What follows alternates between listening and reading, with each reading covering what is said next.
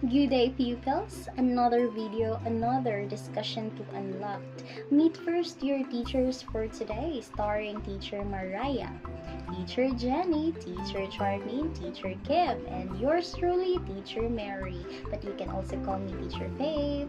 So now, before our discussion proper, let's have an activity first entitled The Differentiated Crossword Challenge. So I have here hints. All you need to do is to identify what is being asked, and then let's have it. Let's put it in the crossword boxes. So now for the first one, a psychologist who proposed the theory of multiple intelligence. Yes, Gardner. For the second one, a type of assessment used during instruction to monitor student progress and adjust teaching strategies. Yes, formative, a teaching method where complex tasks are broken into smaller, manageable steps with guided support to help students master skills incrementally. Yes, that is scaffolding. For the fourth one, an educator and pioneer of differentiated instruction. Yes, that would be Tomlinson. For the fifth one, a multiple intelligence focused on self-awareness, reflection, and understanding one's own emotions, motivations, and goals. Yes, intrapersonal. Next one, a grouping strategy where um, students are temporarily organized by skill level, interest, or learning style to optimize instruction that would be flexible. That is correct. So all of these terms are connected to what we will going to discuss this morning. So now, class, have you ever thought about our discussion or our lesson for today? What would it be? Yes, that would be differentiated learning, multiple intelligence grouping. So, we have now here the general concept of differentiated instruction. Differentiation is teaching approach that customizes instruction to meet students' individual needs. It is not a fixed program or set of worksheets. Teachers observe and understand the differences and similarities among students and use this insight to design lessons that meet varying learning needs rather than applying a one-size-fits-all strategy. For the second one, the second bullet, we have goal-oriented but flexible. It talks about flexibility. So all students work toward the same learning goal, but the pathways and methods vary. So differentiation recognizes that while the end target is the same, students learn differently and need varying supports, pacing, and experiences to succeed. So now we have the four areas of differentiation according to Carroll and Tomlinson.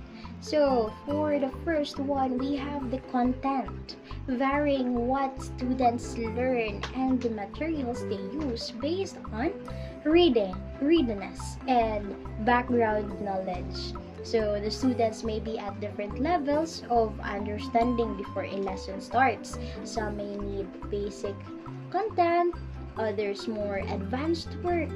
Then the lessons can be adjusted according to Bloom's taxonomy. Yeah, so those are remembering until creating. So for the example activities, we have match vocabulary words to definition. So what is this level of Bloom's taxonomy? Remembering, that is correct. Read and answer comprehension questions. What is this level? Yes, understanding. Change the ending of a story. Creating, like changing, so creating. Identify a character's argument and support it with evidence. Yes, analyzing or evaluating. Next one, create a PowerPoint presentation to summarize learning. Yes, that would be creating as well. So now, for the second area, we have here the process, varying the way students make sense of new information. So different students process information in different ways: visually, auditorily, kinesthetically. Teachers should adjust instruction methods and allow choices on how students engage with the material. We have here example activities. First one, provide textbooks for visual and word-based learners. Second, allow audiobooks for auditory learners. Next one, offer interactive assignments or hands-on activities for kinesthetic learners. So those are the two areas of differentiation according to Carroll and Tomlinson. So for the third and fourth one, we have teacher Jenny to further discuss. Project product, a way for students to show what they know. The product is what the students create at the end of the lesson to demonstrate the mastery of the content. This can be the form of tests, projects, reports, or other activities. You could assign students to complete activities that show mastery of an educational concept in a way the students prefer based on learning style. So, example of activities. First, read and write learners write a book report.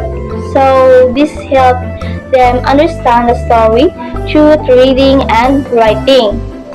Next is visual learners create a graphic organizer of the story.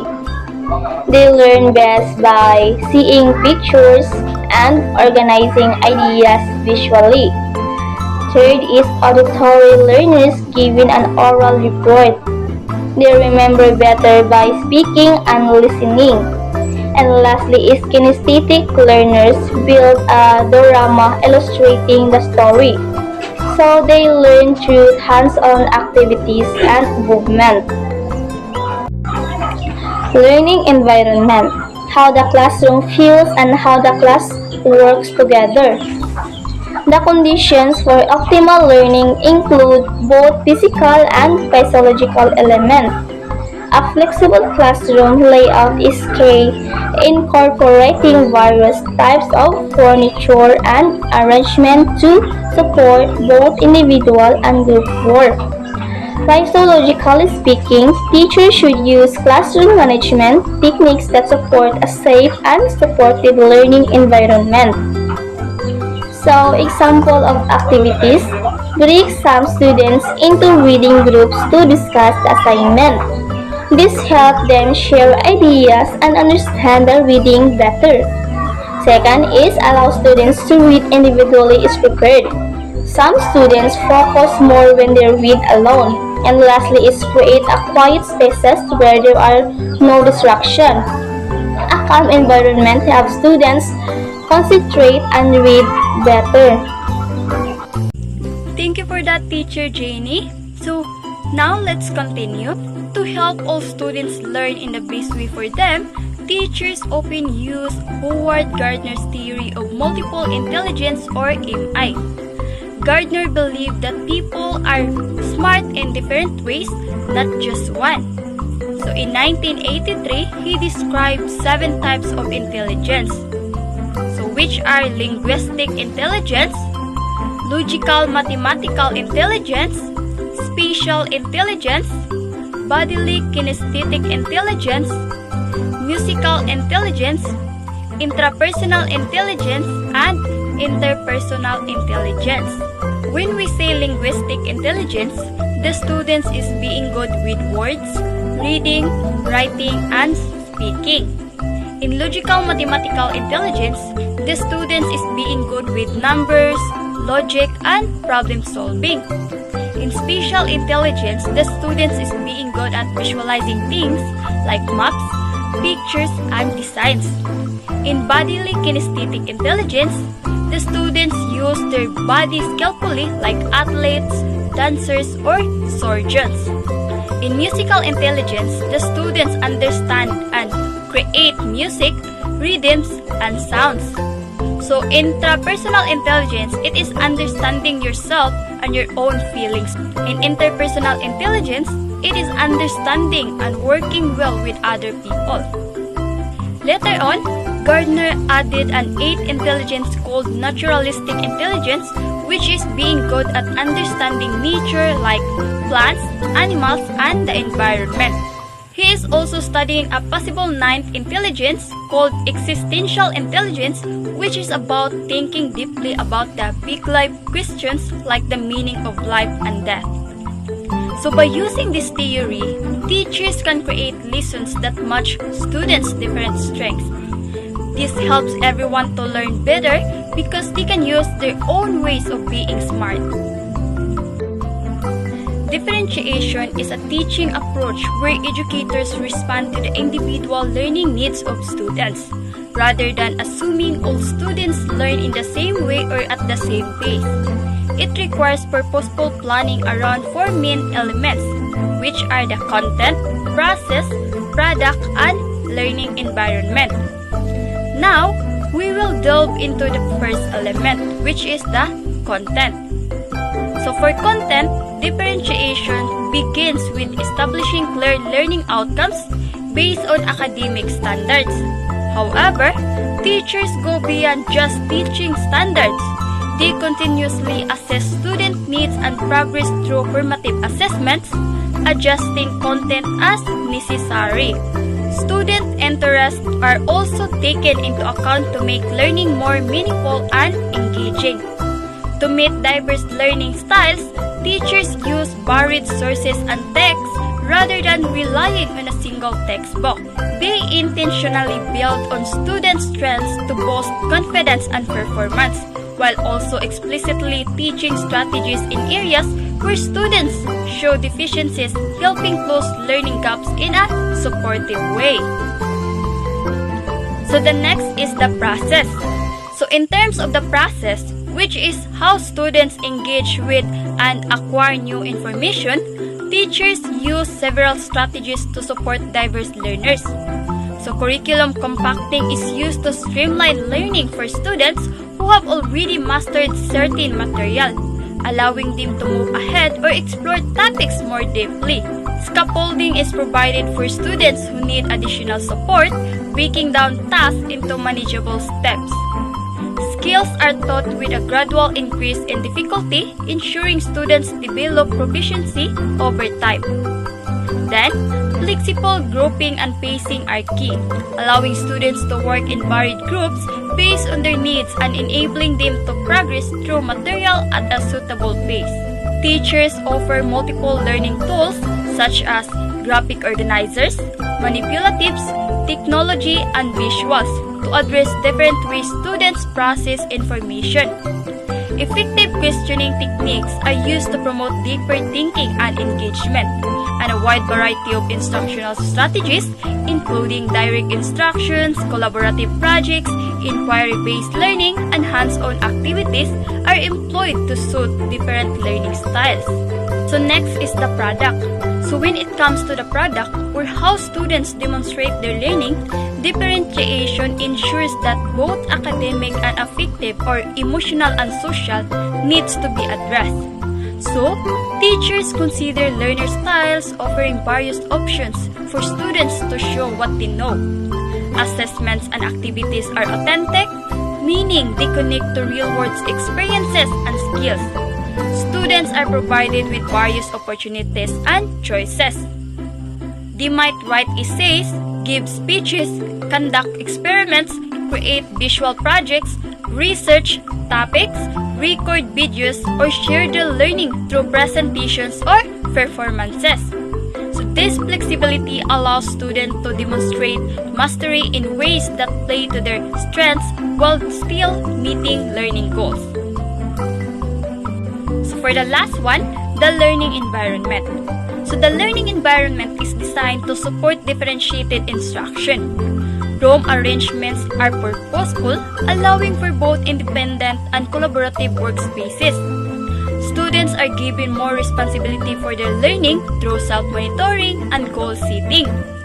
Teachers expand the walls of the classroom by incorporating technology, connecting students to experts and resources beyond the school, and encouraging learning experiences in the community. Student interaction is promoted through group projects, discussions, and peer feedback activities, fostering collaboration and social learning. Most importantly, students are encouraged to take ownership of their learning journey, making choices, setting goals, and reflecting on their progress, which builds independence and intrinsic motivation. Now that I am done with my part, let me call on Teacher Kim Joy. So Teacher Kim Joy, the virtual floor is yours. Thank you so much for that, Teacher Charmaine. So now let's talk about the people behind differentiated instructions. So the ones who help shape and support this way of teaching. We will talk about two main names. We have Carol Tomlinson and Howard Gardner. Now let us start with Carol Tomlinson. The term differentiated instruction was introduced in the late 1990s by Carol Tomlinson, who describes the differentiations. At its most basic level, differentiating instruction means shaking up what goes on the classroom so that the students have multiple options for taking in information, making sense of ideas, and expressing what they learn. In other words, a differentiated classroom provides different avenues to acquiring content, to processing or making sense of ideas, and to developing products so that each student can learn effectively. And she said that classrooms should not teach all students in the same way. Instead, teachers should give students different ways to learn and different ways to show what they learn. So some students may prefer drawings, others prefer writings, so while others need to talk in a groups. So her goal is to help every student learn better, not just the fast ones, but also to those who need more time. Next, we have Howard Gardner. He is a psychologist and professor at Harvard University's Graduate School of Education. Based on his study of many people from many different walks of life and everyday circumstances and professions, Gardner developed the theory of multiple intelligences. He performed interviews with and brain research on hundreds of people, including street victims, prodigies, autistic individuals, and so-called idiot savants. And he found out that there's more than one way to be smart. As what Hub teacher Charmaine said earlier, Gardner defined the first 7 intelligences in frames of mind in 1983, and he added the last 2 intelligence reframed in 1999. Because of Gardner, teachers started understanding that students need different activities to match their own intelligence. So this is a big part of differentiated instruction. So now let's look at what differentiated classroom might look like. So one way to help differentiate the classroom is to have students work in groups to move through several stations around the room. With 3 to 5 stations, students can work together on skills that everyone needs to know on their own. And lastly, the teacher can work with individual groups at one of those stations. So students get individualized lessons designed for what they learned, what they need to learn in the unit. In class, the teacher can also stay at one station and give personalized support to a small group of students who need more help or at different explanations. So this setup helps students learn at their own pace and in a way that makes sense to them, and we can make sure each student gets the support they need. And I guess that would be all for my part. Let me pass the virtual floor to Teacher Mariah. Hi, Teacher Mariah! Thank you so much for that, Teacher Kim. So now let's proceed to the history of differentiated learning. So the roots of differentiated instruction go all the way back to the days of the one-room schoolhouse, where one teacher had students of all ages in one classroom. So as the educational system transitioned to grading school, so it was assumed that children of the same age learn similarly. So in those times, so the instruction or the teaching strategies that was given to the students by the teacher were all the same regardless of their level of understanding and intelligence. However, in 1912, achievement tests were introduced and the scores revealed the gaps in students' abilities within grade levels. So in those times, the teacher can already determine the different strengths and weaknesses of every student in the classroom, and also if they really understand that particular lesson or if the students need more assistance. In 1975, Congress passed the Individuals with Disabilities Education Act or IDEA, ensuring that children with disabilities had equal access to public education. So to reach this student population, many educators used differentiated instruction strategies. So in those times, so many instructional or differentiated instruction were being made by the teachers to ensure that all students, including the children with disabilities, can understand or participate with the lesson. In 2000, so the No Child Left Behind were being implemented. So it encouraged more educators to make or apply differentiated instruction for all the students to understand, not only understand itself the lesson, but also to participate to more activities after the lesson. So research by educator Leslie Owen Wilson supports differentiating instruction within the classroom, finding that lecture is the least effective instructional strategy. So with only 5 to 10% retention after 24 hours. So engaging in the classroom, practicing after exposure to content, and teaching others are much more effective ways to ensure learning retention. So we can apply activities every after discussion to make sure that our students are listening to our discussion.